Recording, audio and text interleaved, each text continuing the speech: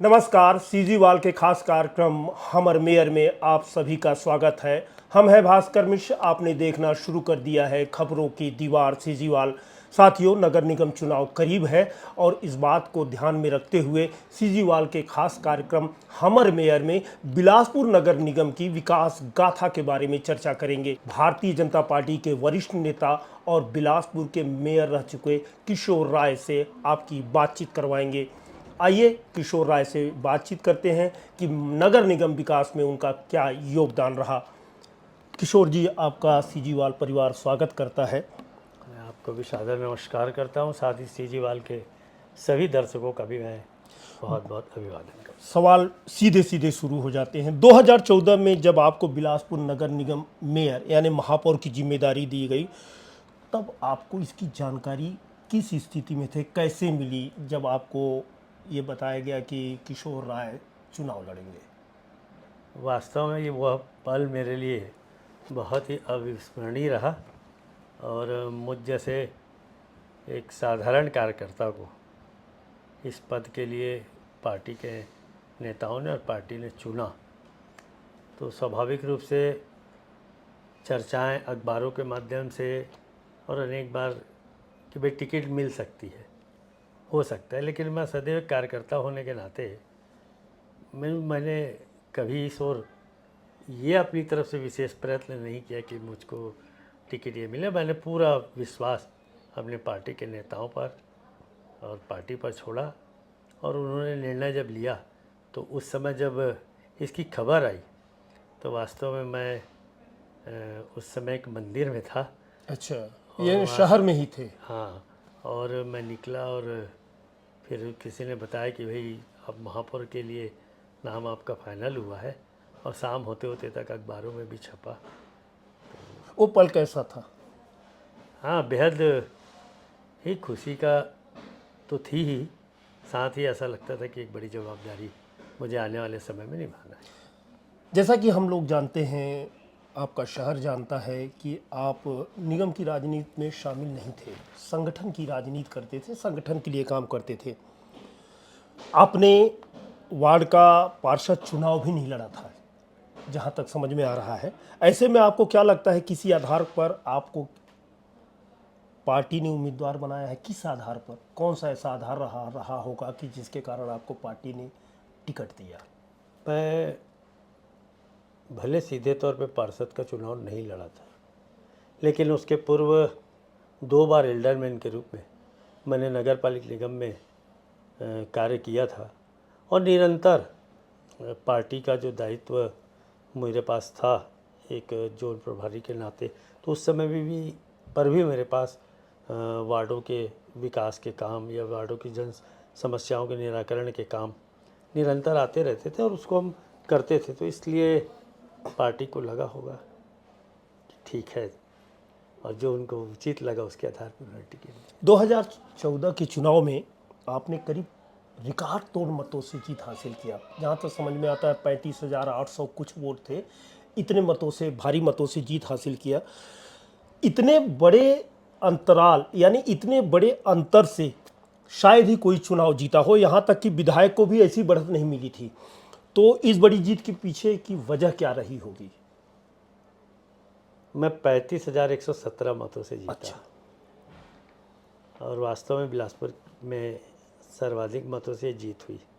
यदि इसका पूरा श्रेय किसी को जाता है तो बिलासपुर की जनता को जाता है, जिन्होंने मेरे अपने इस सामाजिक जीवन को देखते हुए, करते हुए अपना अपार स्नेह दिया।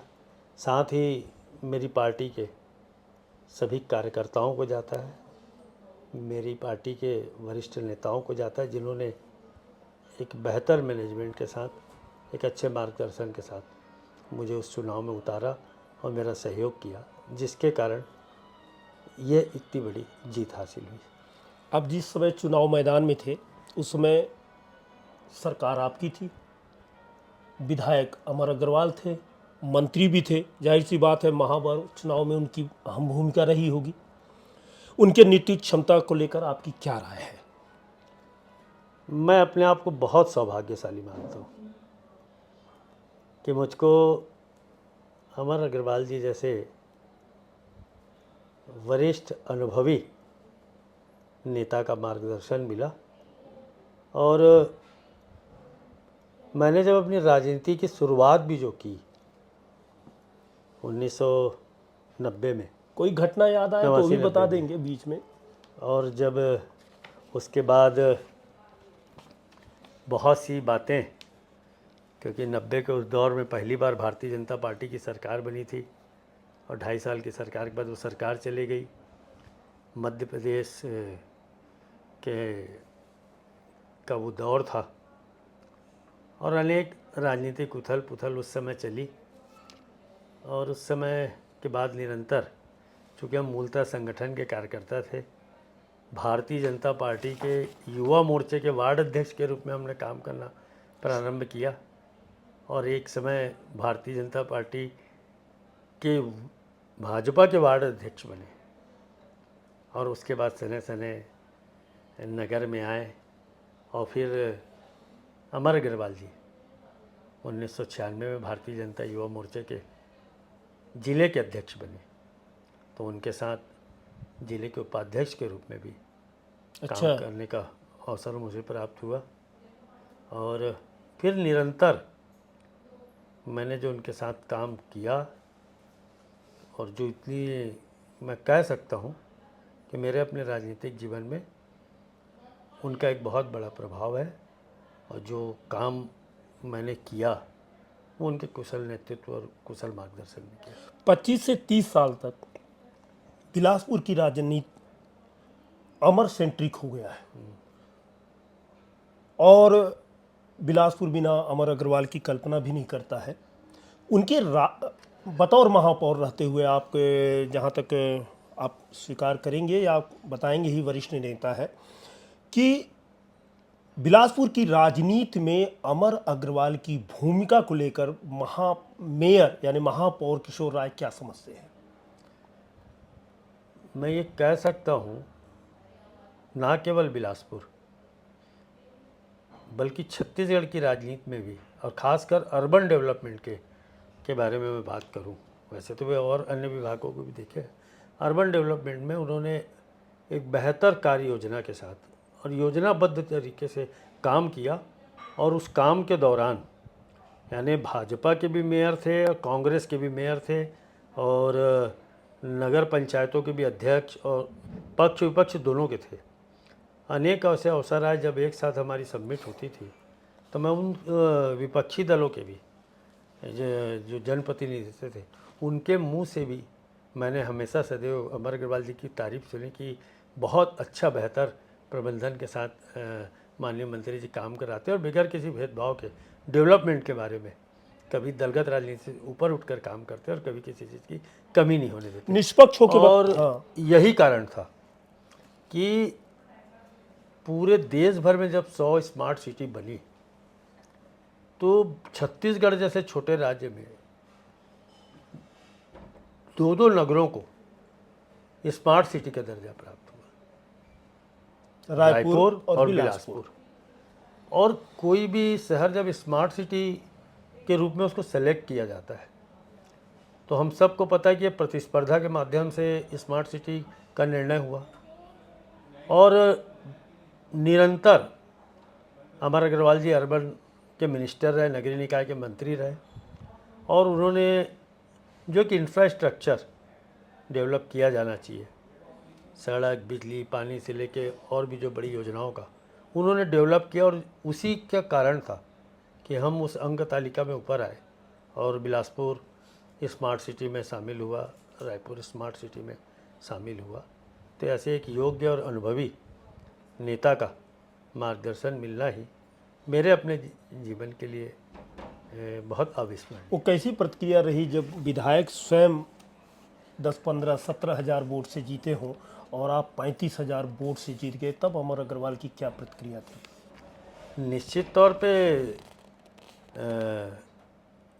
क्योंकि हमारे जो नेता अमर अग्रवाल जी हैं उन्हीं के हाथ में ही कमान थी, पूरा चुनाव और पूरी चीज़ें, और उनके कुशल प्रबंधन, आम जनता का प्यार, कार्यकर्ताओं की मेहनत, उन्हीं की इस कार्य योजना और मेहनत का परिणाम था और जनता के स्नेह और आशीर्वाद का कि इतने मतों से विजयी हुए। महापौर पद जिले का पहला नागरिक कहलाता है और बड़ी भूमिकाएं होती हैं उसके नगर के विकास में। लोगों की बड़ी अपेक्षाएं होती हैं, नाली से सफाई से लेकर बड़े बड़े कॉलोनियों की विकास, अनुमति को लेकर, मंजूरी को लेकर महापौर की से ढेर अपेक्षाएं होती हैं जनता की। आपके लिए एक नया अनुभव था। निगम के चुनाव, राजनीति में आप शामिल थे, एल्डरमैन थे, ये सब आपके लिए एक नया अनुभव था। तो आपने इस अनुभव को ध्यान में रखते हुए अपनी भूमिका का अपने कार्यकाल में किस तरह निर्वहन किया? मैंने जब महापौर के रूप में चुना गया मैं, तो उस समय ही हमारे एक दिमाग में एक बात थी कि हमको हर परिस्थितियों में जो शहर की जनता की आशाएं हैं उस पर हम खरा उतरे, और खरा उतरने के लिए जो काम हमको करना है उन कामों को करने के लिए हमारे पास किसी तरह के संसाधनों की कमी नहीं थी। और सबसे बेहतर बात थी कि हमने जिन कामों का आपने बताया, बड़े बड़े काम तो अपनी जगह हैं, छोटे छोटे कामों को भी नाली से लेकर हाँ, बस्ती विकास तक। बस्ती विकास तक। तो मेरी नियमित दिनचर्या रहती थी कि सुबह निकलना, वार्डों का भ्रमण करना, अपने साथ मोबाइल रखना, और जहाँ कहीं भी जो छोटी बड़ी समस्याएं नजर आती थी उस पर निरंतर मॉनिटरिंग करवाना, अधिकारियों को निर्देश देना, और अपने कार्यकर्ताओं से डेवलपमेंट के बारे में चर्चा करना, बात करना, और वो जो बताते थे उन सारे चीज़ों को लेकर एक कार्य योजना तैयार करना, उसको अमली जामा पहनाना।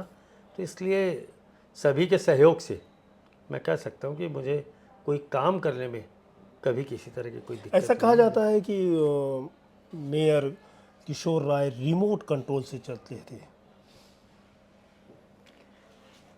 देखिए, कहने और वाले कहने वाला कौन होगा बताने की ज़रूरत नहीं है।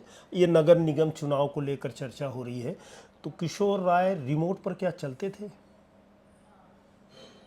मैं यही कहूँगा कि जो कह रहे हैं उनके बारे में कि रिमोट से भी जब बटन दबती थी सबसे अच्छा और सही चैनल ही चलता था, जिससे शहर का विकास हो, वो जिसमें विकास शहर दिखाई में देता था। हाँ, विकास के ही चैनल दबते थे उस रिमोट से, और खुशहाली के ही चैनल दबते थे। और सारे लोग इस रिमोट से ही, मैं कह सकता हूँ कि बिलासपुर का लिविंग इंडेक्स में भी सबसे ऊंचे दर्जे पर ये उनको जवाब है। नाम आया। वर्तमान स्थिति को देखते हुए उनको जवाब है। हाँ, ये अच्छा रिमोट था जिसकी बटन दबने से सब अच्छी चीज़ें चलती गई। क्या बात है। आर्थिक रूप से नगर निगम की वित्तीय स्थिति से आप अच्छी तरीके से अवगत हैं। महापौर का पद ऐसी सूरत में कांटों भरा ताज होता है। आपको क्या इस तरह की दिक्कतें आई? अगर आम जनता इसके लिए, आम जनता के हितों के लिए आपने फिर क्या कदम उठाया? मुझको अच्छे से याद है कि मध्य प्रदेश के ज़माने में नगर निगमों की हालत खस्ता हाल थी, विकास का कोई पैसा नहीं आता था। और इस बात को कहने में मुझको कोई संकोच नहीं है कि बिलासपुर की स्थिति और बद से बदतर थी, जबकि यहाँ पर 5-5 मंत्री हुआ करते थे। कौन कौन से मंत्री थे, कुछ याद है? चित्रकांत जायसवाल जी यहाँ थे, अशोक राव जी यहाँ थे, श्री BR यादव जी यहाँ थे, बंसीलाल धितलहरे ही इसी ये अंचल सब में आते कांग्रेस थे। नेता थे। कांग्रेस के सारे लोग बड़े बड़े नाम इन्हें लेता थे, कैबिनेट स्तर के मंत्री थे। उसके बाद भी बिलासपुर नगर निगम को अपने खर्चे चलाने के लिए अपनी प्रॉपर्टीज को बेचना पड़ता था। अच्छा। और तो और सार्वजनिक जो शिक्षण संस्थान है उनकी बाउंड्री वाल में दुकानें बनाकर उनकी दुकानें बेच कर और किसी तरीके से वो निगम को चलाते थे। और एक कांग्रेस कार्यकाल की बात बता रहे हैं। हाँ, ये होता ही था। अच्छा। सर्वविदित है। और जगह जगह, क्योंकि विरासत में बहुत सारी समस्याएं नगर निगम की मिली थी, लेकिन जनता ने 2000 के बाद अटल जी ने जब छत्तीसगढ़ राज्य निर्माण किया और यहाँ पर बिलासपुर में विशेष करके विकास के काम छत्तीसगढ़ में भारतीय जनता पार्टी की सरकार बनने के बाद प्रारंभ हुआ। और जैसा मैंने पहले ही बताया कि नगरीय निकाय मंत्री के रूप में अमर अग्रवाल जी सतत 15 वर्षों तक काम किए और इस शहर को कभी भी विकास के लिए पैसे की राशि की कभी कोई कमी नहीं फिर पड़ी। प्रॉपर्टी बिकना बंद हुई। प्रॉपर्टी बिकना बंद हुई और बहुत से जो अन्य कार्य नगर निगम में गलत तरीके से जो कार्य होते उन पे रोक लगी और एक सुव्यवस्थित ढंग से डेवलपमेंट का काम प्रारंभ हुआ और निरंतर बिलासपुर नगर निगम को जितनी राशि विकास के लिए चाहिए थी वो सारी विकास की राशि मिली। इसीलिए जैसे मैंने पूर्व में बताया जी। कि 2017 में स्मार्ट सिटी बनी, लेकिन इसकी आधारशिला 2003 में जब माननीय अमर अग्रवाल जी नगरीय निकाय मंत्री बने वहाँ से ही प्रारंभ हो गई थी। और यही कारण है कि वो सारे इंफ्रास्ट्रक्चर बने और बिलासपुर स्मार्ट सिटी में शामिल हुआ। तो निरंतर उसके बाद कभी बिलासपुर नगर निगम को कोई विकास की राशि की किसी तरह की कोई यानी आप ये कहना कमी नहीं पड़ी। किशोर जी, यानी आप ये कहना चाहते हैं कि 2003 में जब अमर अग्रवाल मंत्री बने, यदि वो स्थिति नहीं होती तो शायद स्मार्ट सिटी का आपको तमगा हासिल नहीं होता। निश्चित तौर पर कांग्रेस शासनकाल में हम लोगों ने देखा ही है और उसमें क्यों जाए, पिछले 5 साल को ही देख लें, मात्र 5 वर्षों के लिए नगर निगम कांग्रेस की अभी आई और देख लीजिए आप निगम उससे आपको क्या शिकायत है? इसको आपके जाने के बाद निगम का क्या हाल है, आपसे क्या राशि डेवलपमेंट आपको क्या के लिए नहीं आ शिकायत है? पाई। उसमें क्या शिकायत नजर आती है? आपके मेयर हटते ही शिकायत दिखाई देने लगती है या शिकायत है नगर विकास को लेकर? नगर विकास को लेकर शिकायत इस बात की, जो आपने राशि की बात की, विकास के काम एक योजनाबद्ध तरीके से जो काम किया जाना चाहिए था वो काम नहीं हुआ और इन्होंने चुनावी लाभ लेने के लिए बेतरतीब ढंग से नगर पंचायतों को और ग्रामीण 18-18 गाँवों को शामिल कर लिया और उस समय बड़ी बड़ी घोषणा की गई कि बी ग्रेड सिटी का दर्जा दिलाएंगे, विकास की राशि की किसी तरह की कोई कमी नहीं होगी। और आपने स्वयं भी अखबारों के माध्यम से अनेक बार वर्तमान के महापौर की इस बात को सुना भी होगा कि भाई मेरे पास तो राशि ही नहीं है, मेरे पास पैसा ही नहीं है, मैं कहाँ से विकास करूँ। ये तो पिछली सरकार की जो राशि आई थी उसी राशि के आधार पे काम चल रहा है।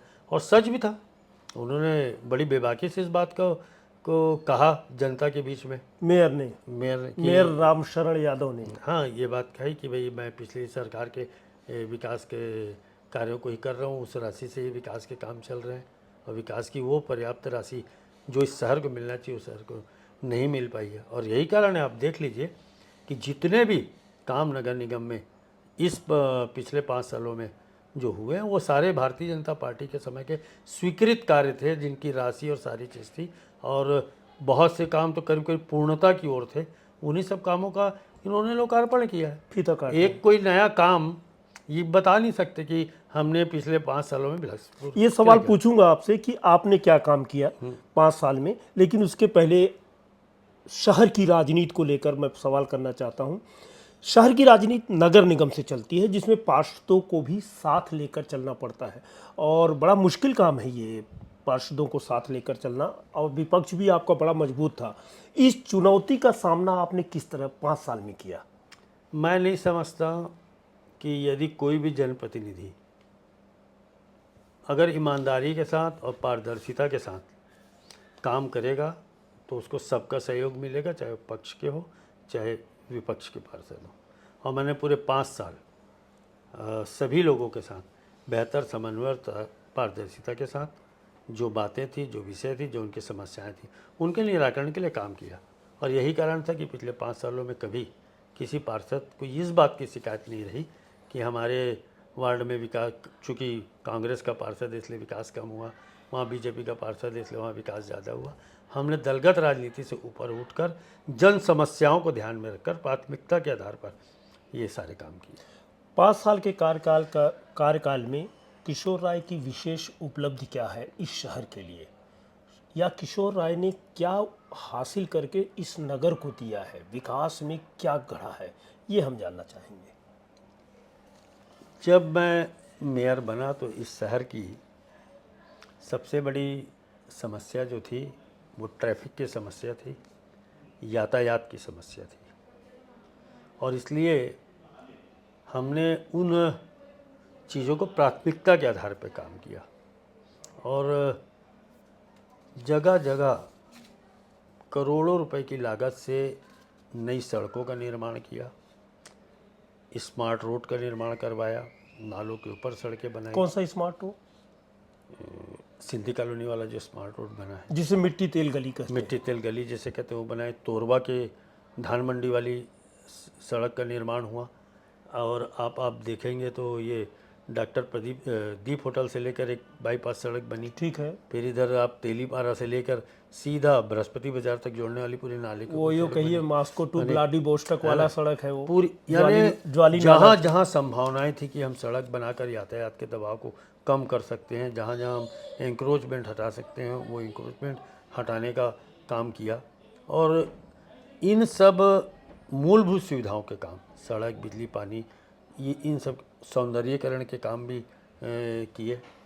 और साथ ही साथ इन सब के बाद भी एक दिमाग में बात थी कि एक सब कुछ होने के बाद भी यदि मनोरंजन का कोई एक अच्छा केंद्र ना हो तो उसके लिए भी अधूरापन रहेगा। तो हमने राजकिशोर नगर में, जो छत्तीसगढ़ का सबसे बड़ा उद्यान कहना चाहिए, स्मृति 67 एकड़ है, स्मृति वन, वहाँ पर बिलासपुर कार्निवाल प्रारंभ कराया। और बिलासपुर कार्निवाल के साथ साथ हैप्पीनेस जोन, वहाँ हर वर्ग के लिए, बच्चों से लेके महिलाओं से लेके युवाओं से लेके सब लोगों के लिए वो एक नई चीज़ प्रारंभ की थी कि इन डेवलपमेंट के साथ साथ ये चीज़ें भी साथ में चलना चाहिए। बावजूद तो इसके बड़ी उपलब्धि के रूप में यदि मैं कहूँ तो बिलासपुर का स्मार्ट सिटी के रूप में चुना जाना, ये हमारे लिए बहुत बड़ी गौरव की बात थी। क्योंकि बिलासपुर जब स्मार्ट सिटी में शामिल हो तो निश्चित तौर पे देश भर में बिलासपुर शहर को जाना पहचाना जाने लगा। और उसके अंतर्गत जो काम होने थे, तो आप देख लीजिए, स्वच्छ भारत मिशन के तहत वेस्ट टू वेल्थ की दिशा में तेज़ी से उस समय काम प्रारंभ किया। आज उसका स्वरूप आपको नज़र आ रहा है। पेयजल के लिए बड़ी योजना अमृत मिशन थी, वो चालू की गई। बावजूद इसके नगर निगम क्षेत्र का एक बहुत बड़ा भाग सरकंडा में भी है।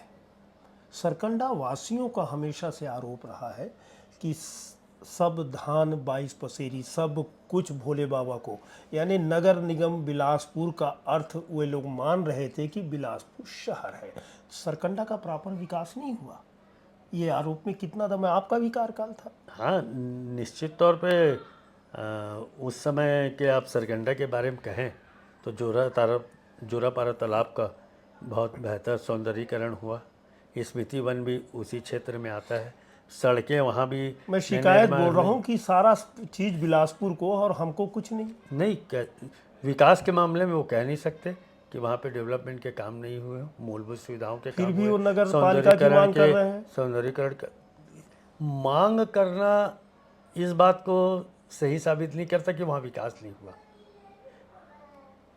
समय काल परिस्थिति के अनुसार लोगों की मांगें उठती हैं, करती हैं, और कोई तेज़ गति से विकास होता है तो लोगों की अपेक्षाएं रहती है कि भाई ये बन जाने से और अधिक तेज़ी के साथ विकास होगा।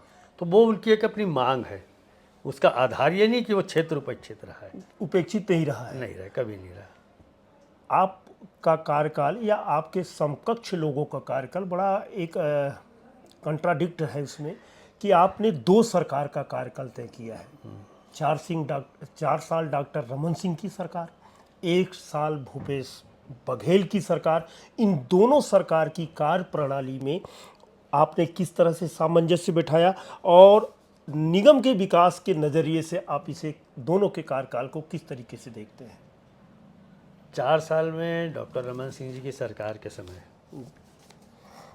बहुत ही बेहतर तरीके से काम हमारे यहाँ तेज़ी के साथ चले, सब बातें हुई। पार्टी से उठ के बताएंगे थोड़ा। मैं दलगत से ऊपर उठ के बात कर रहा हूँ। और इसीलिए मैंने पूर्व में भी कहा कि एक सुनिश्चित योजनाओं के साथ काम को प्रारंभ किया गया। और चूंकि नगरीय निकाय मंत्री के रूप में अमर अग्रवाल जी थे, वो यहाँ के विधायक भी थे और निरंतर उन्होंने नगर निगम बिलासपुर को डेवलपमेंट के लिए क्या राशि की आवश्यकता है, किस तरह की योजनाएं आ सकती लाई जाए, उसमें अपना मार्गदर्शन देना और सभी तरह के सहयोग ये अमर अग्रवाल जी की तरफ से मिले, जिसके कारण तेज़ी के साथ बिलासपुर का विकास हुआ और डॉक्टर रमन सिंह जी की सरकार में सभी तरह की वो सुविधाएं नगर निगम को जो चाहिए थी मिली। और हम जहाँ तक ये डेवलपमेंट तो एक अपनी जगह है, रमन सिंह जी की सरकार के कार्यकाल के समय नगर निगम सेल्फ सस्टेन हो, अपने पैरों पर खड़ा हो, उसकी दिशा में भी हमने काम प्रारंभ किया और इसीलिए हमने जो हमारे यहाँ की टैक्स व्यवस्था है उसको सुधारने का काम किया, लोगों को सुविधाजनक ढंग से वो हो, नगर निगम में किस तरीके से राजस्व की बढ़ोतरी हो सके उस दिशा में काम किया। अरपा पार राजकिशोर नगर में हमने एक बड़ा शॉपिंग कॉम्प्लेक्स का निर्माण किया, नूतन चौक के पास, नूतन चौक नहीं, उसको अपोलो हॉस्पिटल के पास का। जी।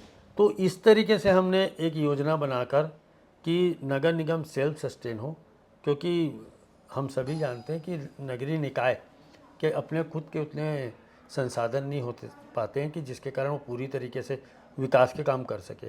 राज्य सरकार से समय समय पर जो सहयोग और मदद मिलती है उसके आधार पर वो काम करते हैं। ये 4 साल की बात है। ये 4 साल और 5 जब अंतिम वर्ष में जब सत्ता परिवर्तन हुआ और कांग्रेस की सरकार आई तो एक बार तो लगा कि ये लोग कुछ करेंगे, लेकिन जिस तरीके से इन्होंने जो निर्णय लिए वो निर्णय राजनीतिक निर्णय ज़्यादा थे, जनता के हितों के निर्णय नहीं थे, जनहित के निर्णय नहीं, जनहित के निर्णय नहीं थे। जैसे नगर निगम सीमा का विस्तार करना, हम उसके विरोधी नहीं हैं, हम नगर निगम सीमा का विस्तार, हमने कहा था कि भाई विस्तार करने के पूर्व इसका एक ब्लूप्रिंट तैयार करें, आम जनता की राय लें, लोगों की राय लेके किस तरीके से इसको जोड़ के 18 गांव 2 और नगर किस तरीके पंचायत से इसका विकास होगा, विकास के लिए धनराशि आप कहाँ से मुहैया कराएंगे। तो सब बातें केवल जुबानी जब खर्च में चली और आज आप देख लीजिए कि पिछले इनके विस्तार करने के बाद से ही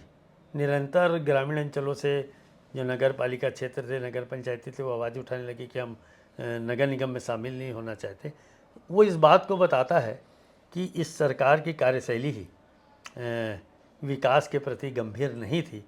और आज हम सब देख सकते हैं कि जिस सीवरेज के लिए कांग्रेस के लोग बहुत हल्ला मचाए और उस सीवरेज के काम को हमने अंतिम मुहाने में पहुंचा दिया और मात्र 8 या 9 किलोमीटर 3 या 4 किलोमीटर का कार्य सब बचा था, जिसके लिए माननीय मुख्यमंत्री जी हमको खुद को बुलाए, यहाँ के उस समय के जनप्रतिनिधियों को बुलाए, चर्चा की और बोले कि इस काम को हम पूर्ण करके देंगे, आगे बढ़ाना है। लेकिन आज आप देख लीजिए कि उस काम को भी वो लोग जब आप नगर निगम मेयर थे उसी समय आपकी सरकार की बड़ी करारी हार हुई। जाहिर सी बात है, हमारे मंत्री भी यहाँ बिलासपुर के हारे।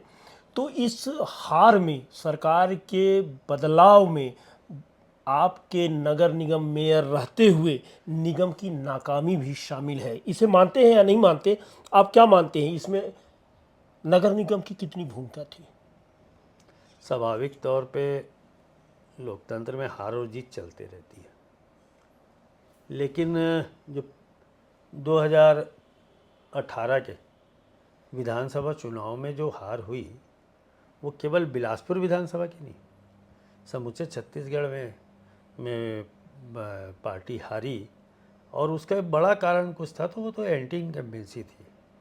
15 साल की लगातार सरकार हो जाने के कारण लोगों को लगा कि अब बदलना चाहिए। और जिस तरीके से कांग्रेस के लोगों ने झूठे वादे करके भ्रम फैलाकर जनता को छला, जनता उस धोखे में आई, उसके कारण ये पराजय हुई थी। और लोकतंत्र में हार जीत चलते रहती है। फिर उसी जनता ने उनके झूठे वादों को नकारा और फिर से भारतीय जनता पार्टी और हमारे नेता के ऊपर विश्वास करके पिछले से जो पिछले चुनाव वो दुगने जीते में रहते जीता है। उससे दुगने से जिताकर अपना अपार प्यार और लेकिन 5,000 इसलिए दिया है। जी। और आने वाले समय में जन आकांक्षाओं पर हम पूरा उतर के उस काम को। अब नगर निगम का चुनाव भी होने वाला है और आप एक बड़े अनुभवी नेता हैं और मेयर रह चुके हैं। आप आने वाले नए मेयर को ऐसा कौन सा टिप्स देंगे कि वह बिलासपुर नगर निगम में एक माइलस्टोन स्थापित करके जाए, एक पहचान बना दे? मैंने कहा ना कि जो भी बने पूरी ईमानदारी और पारदर्शिता के साथ काम करे और बगैर किसी भेदभाव के लोगों के साथ, क्योंकि नगर निगम का सीधा जुड़ाव लोगों की मूलभूत सुविधाओं से जुड़ा हुआ रहता है। तो इसलिए निरंतर उनसे संवाद की स्थिति बनाए, संपर्क की स्थिति बनाए, कुछ ऐसा दे के जाए जो और बिलासपुर के लिए जिससे- माइलस्टोन हो। जिससे या बताना नहीं क्या चाहते कहते आप? हैं, अभी चुनाव सामने है। ये ऐसा दे के जाए, मतलब अभी जो काम चल रहे हैं उन कामों को भी पूर्णता कराए और जो जन अपेक्षाएं हैं उनको प्राथमिकता के आधार पर पूर्ण करे। राज्य सरकार ने जैसे भी गरीबों के आवास की बात कही है, उन आवासों को प्राथमिकता के आधार पूर्ण करें, क्योंकि माननीय प्रधानमंत्री जी 2022 में तक सभी जगह झुग्गी मुक्ति बात कही थी, लेकिन हम चूँकि पिछले 5 सालों में किसी तरह का इस दिशा में कोई काम हुआ नहीं और हमारे मुख्यमंत्री जी ने शपथ लेते ही विष्णुदेव साय जी ने पहला काम गरीबों को आवास का किया। तो एक बहुत बड़ा काम है जो मेयर आएगा। आप डायरेक्ट चुने हुए मेयर थे, यदि एक बार फिर अवसर मिलता है तो चुनाव लड़ेंगे? ये निर्णय करने का या सोचने का भी अधिकार मेरा नहीं है। मैं एक पार्टी के कार्यकर्ता के रूप में पहले भी काम करता था, आगे भी काम करते रहूँगा और समय समय पर मेरी पार्टी और मेरी पार्टी के नेता जो काम और जो दायित्व सौंपेंगे उसको। 5 साल रहने के दौरान कोई ऐसी बात जरूर होगी जिसे आप करना चाहते थे और हो नहीं पाया?